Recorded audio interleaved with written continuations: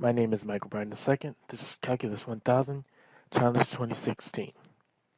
So our first problem is give a chain rule for three functions composed together. When f is differential at g of h of a, g is differential at h of a, and h is differential at a. So this simply means f composed of g composed of h, the prime of a, which is equal to f prime of g of h of a times g prime of h of a times h of a prime. The second problem is then to find, using the given before information, the derivative of e of sine of x squared root when x is equal to pi 2 squared, So first step, take derivative, so we get e sine to the square root of x times the derivative of sine square root of x. Taking derivative of that, we then get cosine of square root of x times derivative of square root of x times our original e to sine square root of x, which is equal to 1/2 square root of x times cosine of square root of x times e sine square root of x, which is then equal to cosine square root of x times e to the power of square root of x over 2 square root of x. Since our question asks for x at pi squared, we then plug this into the equation where we have cosine square root of pi squared times e to the sine of square root of pi squared over 2 times square root of pi squared.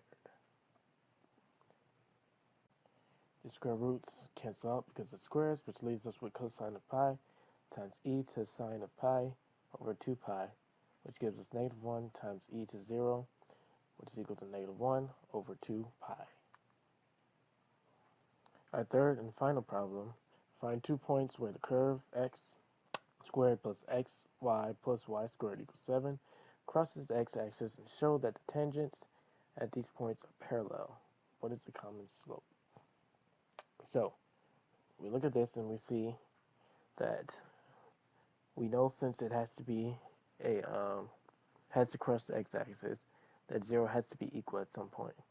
So we plug in 0 for our y's, and it inputs us x equal to plus or minus square root of 7, making our 2 points square root of 7 0 or negative square root of 7 0.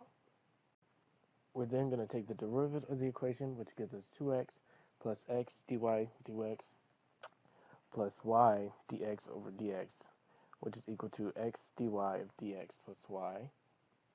This then gives us 2x plus x dy dx plus y plus 2y dy dx is equal to 0, which then gives us, as we make repair our equivalents, 2x plus y plus x plus 2y of dy dx equal to 0.